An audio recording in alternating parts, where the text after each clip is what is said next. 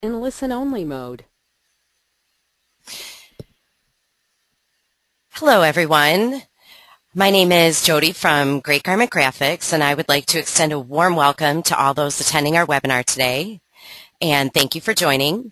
I would also like to extend a thank you to Colleen Young, who is presenting Promoting Your Business Through Public Relations today. Colleen is the marketing manager for Stalls ID Direct and comes to Stalls with over 15 years experience in industrial consumer marketing, ranging anywhere from retail products to professional services. She joined Stalls ID in 2011 and is very excited today about passing on her knowledge with regard to public relations to you. I would like to remind everybody, if you have any questions, please feel free to enter them and we will try to address them at the end of the webinar. And we will try to get to all of your questions. So without further ado, I will turn this over to Colleen. Hi, Colleen. Hi, Jody. Thank you for the great introduction. Although I feel old with 15 years experience, it is great to be with everybody today. It's hard to do these webinars without the face-to-face interaction, but I have to tell you, Jody is outstanding at answering questions. So throughout the webinar, if you have some questions that she can help you out with, she'll be more than happy to. On that same note, if I'm going a little too fast, you can tell Jody to have me slow it down. If I'm talking too slow and you're bored, tell Jody, hey, I'm bored with Colleen, tell her to bring it up a notch. And we can do that for you too. So all that being said, welcome again to Promoting Your Business Through Public Relations. I want to start off today by going through our agenda. And it looks like right now I'm having some technical difficulties. Here we go. Okay, so today's agenda. Public relations. What are the schools of thought with respect to PR? There's actually two schools of thought that we're going to walk through. And then we're going to go into creating your public relations roadmap because you can't have a plan and you can't go anywhere without direction. So what we're going to do is try to help you create a roadmap for your PR. And then we're going to drive home your message with social media. You know, social media is such a hot topic these days. We want to make sure we spend the bulk of our time on the social media aspect in this presentation. That being said, what are the schools of thought of public relations? Well, there's an old school and there's a new school. Now, if I were subscribing to the old school theory of public relations, my company would release a public statement stating what exactly we would like you to know, what we would like you to hear, and we would ignore everything else because we really don't want to talk about it. We would take questions from you as long as those questions pertain to particular things that we want to talk about. We would be telling you nothing more than what we want you to hear unless we can spin it and make it look better for ourselves. Now that's the old school of public relations, and it was very limited interaction with the public. It was all one-sided. Then the new school of public relations came along. And if I were subscribing to that new school of public relations as a company, I would say that we will release notices and keep our customers and others informed to what we're doing. We would strive to be as transparent as possible, and we're always having conversations with others through public means. And this might mean a lot more quick thinking and a lot more apologizing for mistakes that the company has performed, but in the end, our goal is to create relationships with our customers. That being said, you really can't be of the old school and try to use social media. Social media in and of itself is a new style of public relations, and many large and small businesses are taking to social media because it's two-way communication. You gain feedback, and as a small business, you can diffuse situations before they become worse. The latter of the schools is a lot more proactive than reactive. So being in that new school public relations mindset allows you to be proactive, and if you know there's trouble on the horizon, you can kind of head it before it really comes to a head. In the case of social media, there is one advantage overall, but it depends on what your business does and why it takes that stance. And in the end, you just have to make sure that you understand both schools of thought and that you're able to change from one to the other and get the best from both worlds, because there's good and bad of both schools. This idea in and of itself is invaluable, and for anyone doing business, understanding those two schools of thought will help you succeed with your relationships with the public. So what's the first step in starting your roadmap to a good, solid public relations campaign? Well, the first step is writing your positioning statement. And positioning is just another one of those fluffy marketing words, and it's the first part of having a story to tell about your business and defining why it's different. Your positioning statement should explain this in just a few sentences. In other words, positioning is the activity of describing and promoting your unique place in the market. Your position is composed of what you do, who you do it for, and what makes you unique. And that bears repeating because it's what you do, who you do it for, and most importantly, what makes your company unique. So I'm going to give you a little example, and this is an example that's been used over and over and over again, but everybody can relate to it. Let's think for a moment about the soap market. And you've got three major soap competitors. You've got Dove, Irish Spring, and Ivory. Now, Dove's position has always been that it's the soap with a 1/4 cup moisturizers per bar, and it makes skin soft. And normally, that's marketed toward women. Irish Spring usually takes the stance of it's a strong deodorant soap that makes you fresh as an Irish Spring, and it's mostly used by men. And then we have Ivory. And Ivory's brand is about purity, and its position is that it's 99% pure, and it's a bit old-fashioned. So your positioning statement is part of your branding. It's like a mission statement, and acts as a blueprint that you can use to inform on your activities. It guides who you serve, it guides how you serve them, and what makes you different and desirable. If you can't articulate a clear positioning statement, you're going to have trouble getting through to your customers because they have to understand what makes you different, what makes you stand out, why should they choose your company over somebody else's. Now, this is not to say that your positioning statement has to be public knowledge. It's just a blueprint for your activities, and it describes the impression you want to make on your customers. So what do you have to do next? After you write a stellar positioning statement, what else do you have to do? Well, you have to define your goals. And that's important because you have to know where you're going and what you really want to do. You want to have good publicity. Well, you're going to need to be more specific than just, I want to have good press. For example, do you have a specific milestone, achievement, event that you want a reporter to write about? And that could be one of your goals. If you have an anniversary coming up that you've spent 15 years in business, that's huge, and you want somebody to talk about that. That should be one of your goals in your roadmap. Do you have a new product on the market that you want reviewed?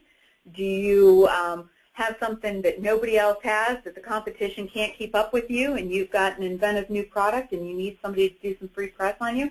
That's one of your goals. How about showcasing your business as a great place to work? And that brings me to a point of we're always so product focused, but what about the business in and of itself? Maybe you've got a great team of people there. You've got people who have years of experience. Use them as subject matter experts and promote that.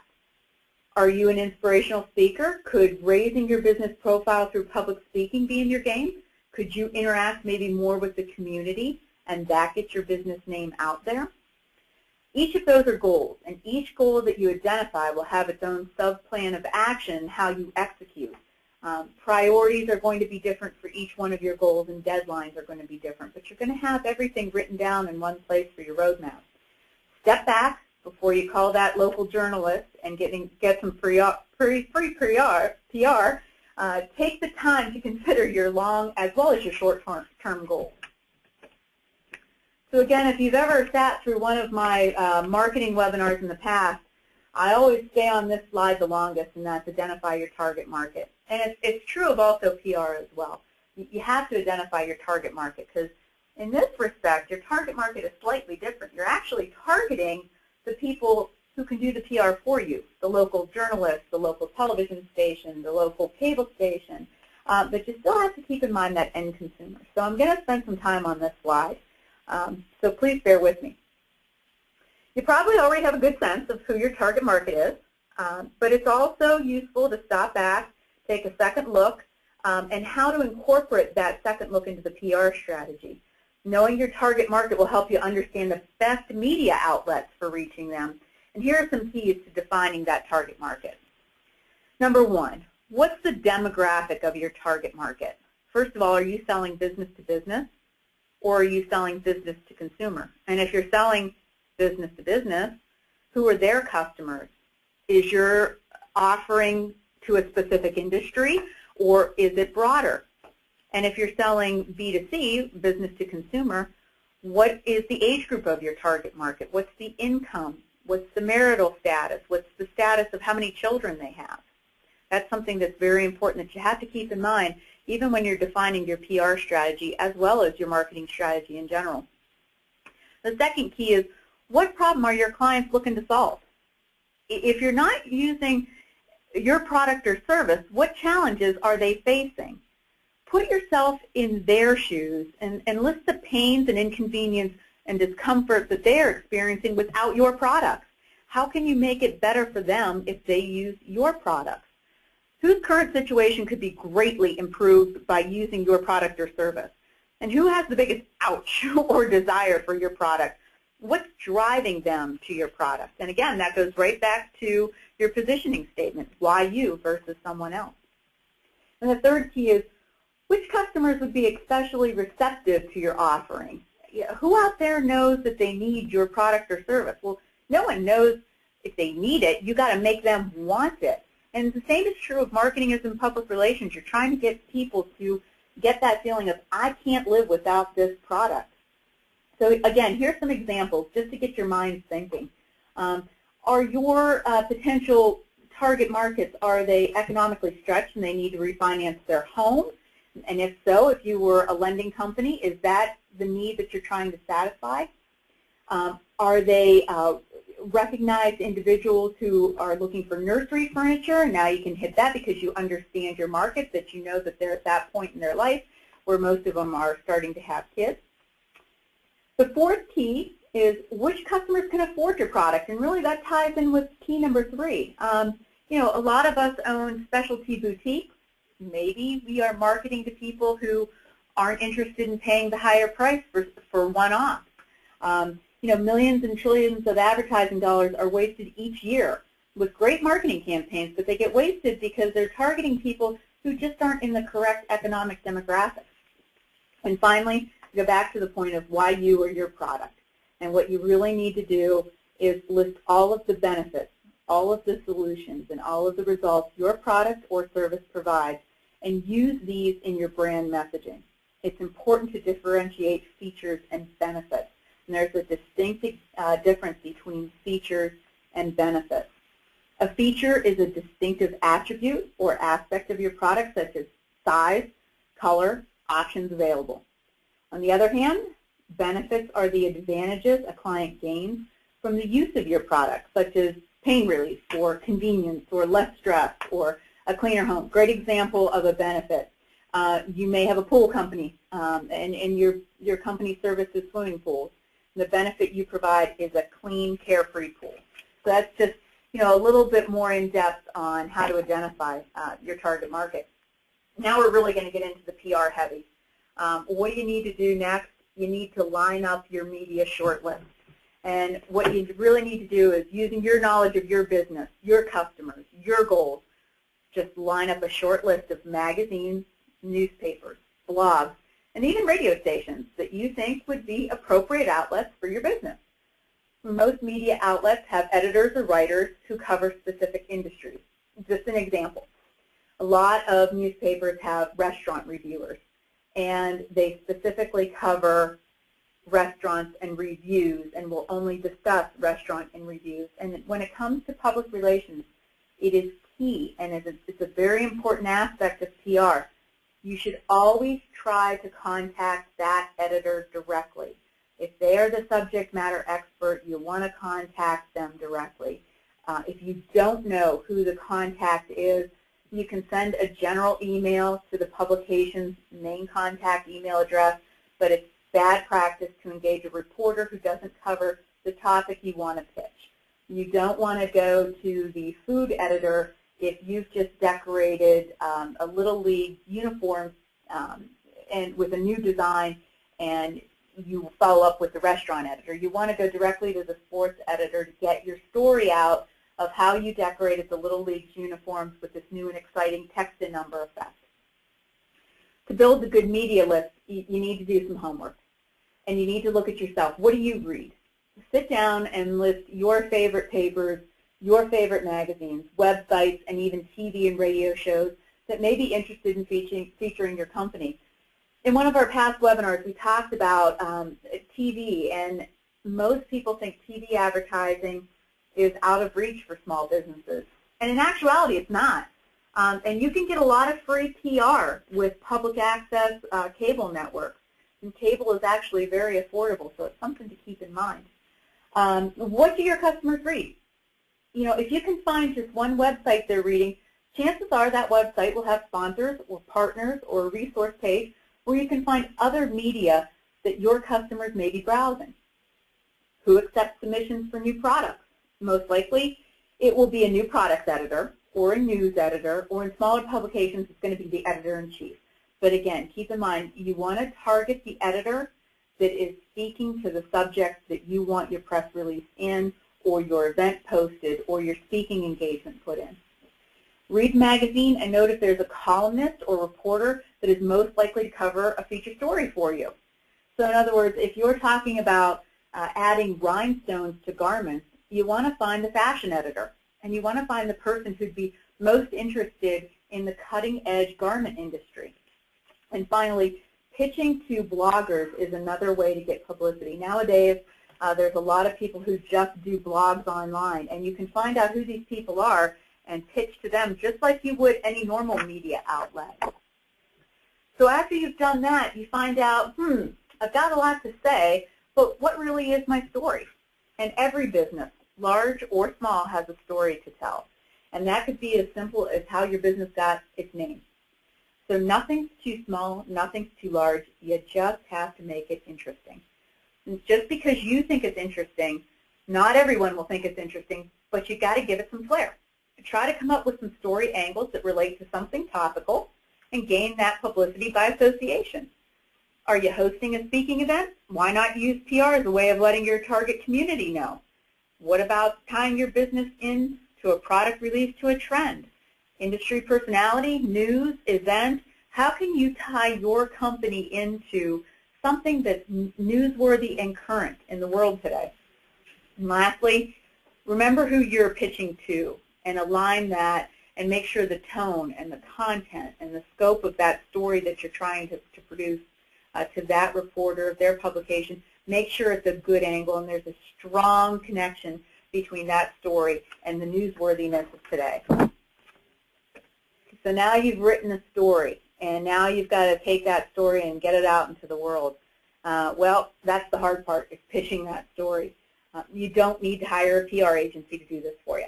All you need to do to get started is a well-crafted press release, together with an accompanying cover note, email, and have your release have some content. Now, I don't want to focus too much on press releases because this is press releases are coming from the old school.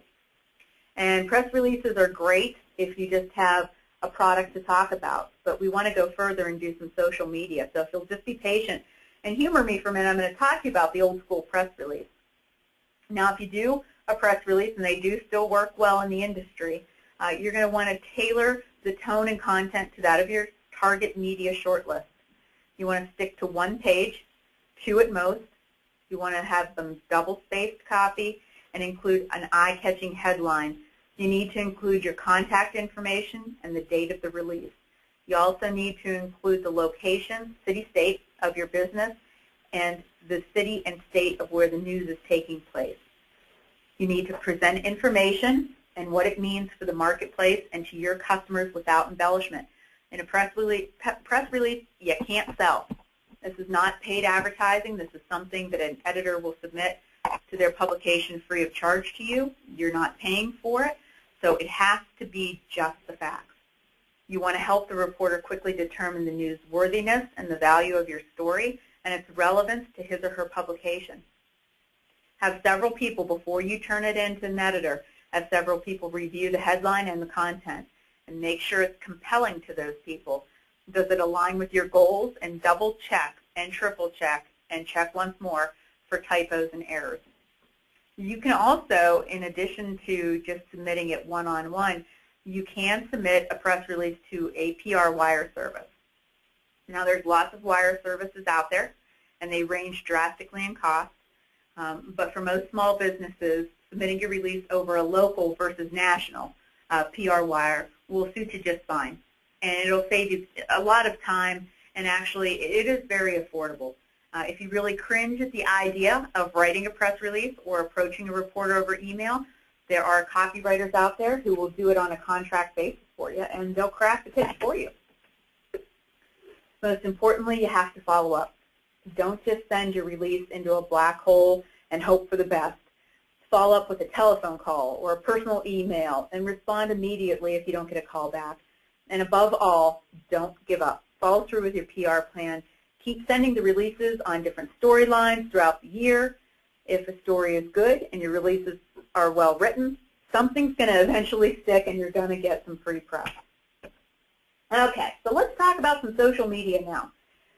Social media is quite the buzz, and right now you're probably interacting with your customers via social media, but now let's get you some sales from that social media. So what can you do for PR on social media? Well, number one, you can offer a special promotion. As we all know, people love sales, and that might mean that you mark some items down on your site, or you could just offer social subscribers an exclusive coupon to save when they buy just from you.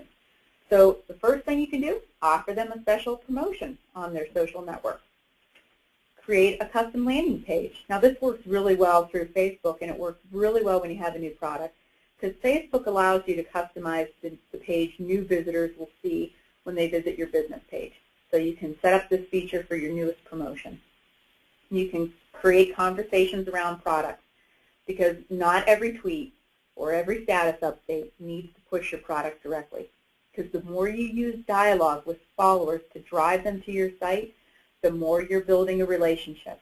And the more you build a relationship, the more you're building the trust. And eventually they will buy from you because you are a trusted resource. Personalize the message. You should not, by any means, focus solely on promotional messages in your social media updates. You have to mix it up. Mix in messages with personalized interaction. Find people who are talking about subjects that relate to your industry and jump in, even when it's not to pump your product. In fact, you need to do it especially when it's not to pump your product. Do it when it's appropriate. Become the subject matter expert. Become the trusted resource. And once you connect, these new contacts are more likely to visit your site and then purchase. And finally, a way to use social media is to hold a contest.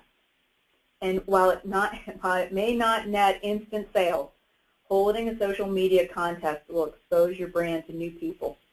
Be aware, however, that Facebook has some promotional guidelines, and they're updated occasionally, and they're worth a good hard look each time you try to run a contest. Essentially, you can't require someone to like your Facebook page to get them to enter a contest. But contests are great because people pass them around. They're shared on Facebook and Twitter. And the more people see them, the more they enter too. It's important to cultivate your social media promotion strategy and tie in your bigger marketing campaign at large. You can't just have a standalone social media campaign. You need to integrate it with your print media and your broadcast media. Remember, you're working to build trust with the customers, and that trust is going to take time. So once we've implemented some of those social media ideas, how do we get the most from it? How do we get more from it? Well, the first thing you need to do is integrate. And integration does this. You can't just treat your social media activity as something separate from your other marketing initiatives. That's why you've got to go back and you've got to take a hard look at that roadmap and those goals that you've defined for your company. Feature links to your social media profiles in your email signature, on your business cards, in your ads, and as a standard block of marketing text in your weekly newsletter if you have one. In addition, make sure that the links to your educational content are featured prominently in your social media profiles, and that Facebook fan page visitors, blog subscribers, are offered the opportunity to subscribe to your newsletter and attend your online and offline events. Make your social media profiles a part of your address copy block, and you'll see very soon people are going to add them and do it as an automatic action. The next thing you want to do is amplify. You got to amplify and use your social media activity to create awareness for and amplify your content housed in other places. Now this can go for teasing some aspect of your latest blog post on Twitter or in your Facebook status, creating full-blown events on Eventful, or pointing to mentions of your firm in social media. If you publish a biweekly newsletter, in addition to sending it to your subscribers, archive it online and tweet about it. Because just remember, quality over quantity always wins in social media. So you got to make sure that it's not just all fluff. You want to make sure that you're providing people with education and, again, becoming the resource and building the trust. The other thing you can do to get more out of your social media is repurpose. Taking content that appears in one form, twisting it in ways to make it more available or to more available to more audiences, another audience, a different type of audience. Again, it goes back to that segmenting and knowing your target market. Can you get somebody who's on the fringe by changing the message slightly? One of the secrets to success in the hyper info-driven marketing world which we live in is to just tweak that message just slightly, and you'll find that you can use it for more than one purpose. It's not just good for the web, it's also good for print. The other thing you want to do from social media is generate leads, which will convert into sales. So many people want to generate leads in the world of social media but can't seem to understand how or have met with downright hostile reactions when trying. So effectively generating leads from social media marketing is really no different than effectively generating leads from anywhere else. It's just that the care you must do and amplified and a no selling aloud culture, you have to remember that. Social media is not about pushing your product, it's about pushing education. No one likes to be sold in any environment, and the trick is to let them buy. And this is even more important in social media marketing. So this means that your activity, much of what I've mentioned above, needs to focus on creating awareness of your valuable education-based content housed on your main hub site. Again, if you can push them there for knowledge, so you'll become the trusted resource and they will in turn buy.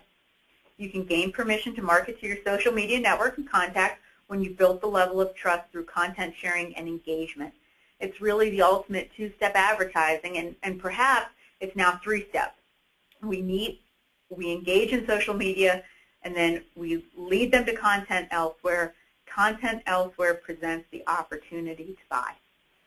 And finally, the last thing you want to do from social media is you want to learn.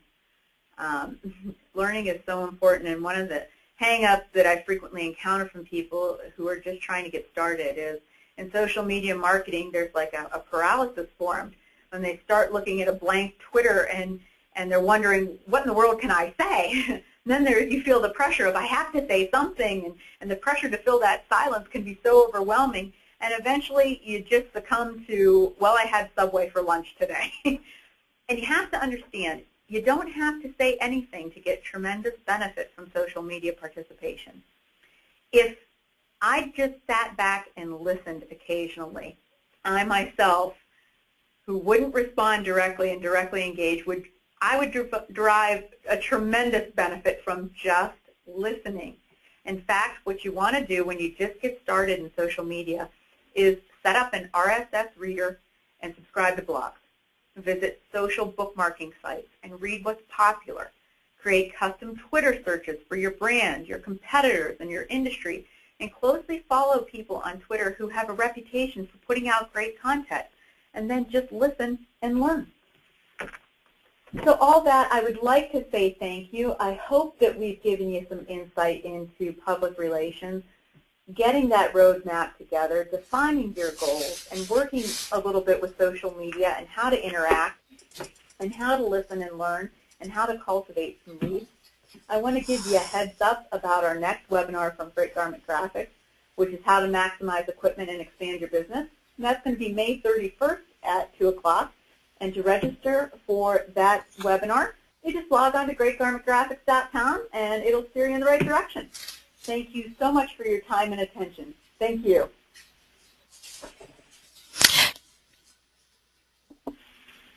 Colleen? Yes.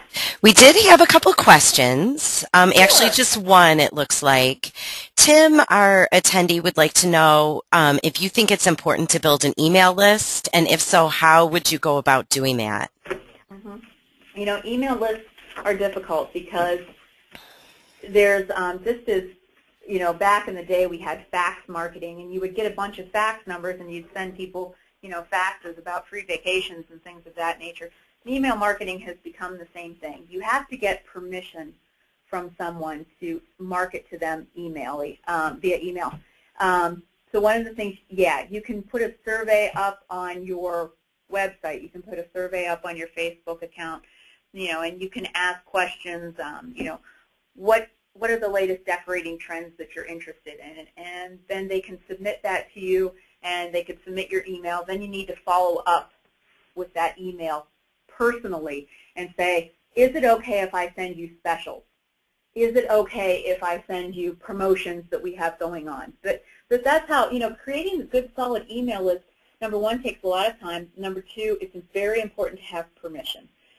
Email lists can be purchased from outside firms. There's a lot of firms out there that sell lists who have already gotten permission from their addressees to say, yes, you can market to us.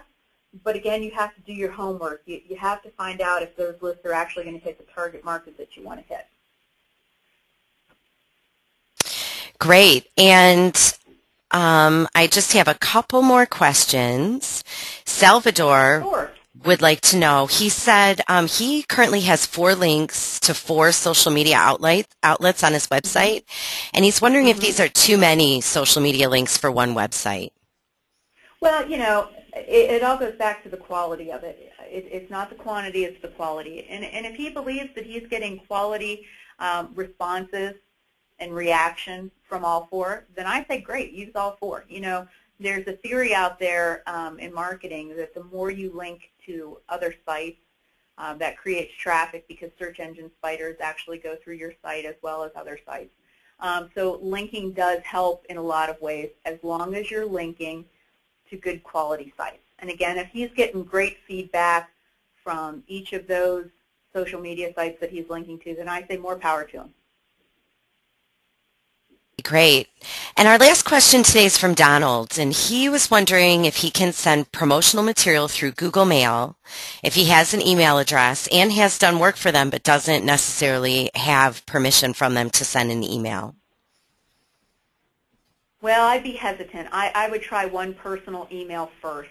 So in other words, if Donald has a definite contact from one of those Google Mail accounts, that he can say, you know, hi, would like to know if you're interested in this, and then moving forward, is it okay if I send you additional specials? I just don't encourage like a spamming type of thing, and even though he might not be doing that, a lot of systems will catch those and put them right into the spam folder. It's very important to personalize your online marketing as much as possible. Okay, great. Well, Colleen, I think that wraps it up for us today. And once again, I would like to thank everyone for attending today, and also thank you, Colleen, for joining us. Thanks so much, Jody. It was fun. Yes, have a great day, everyone.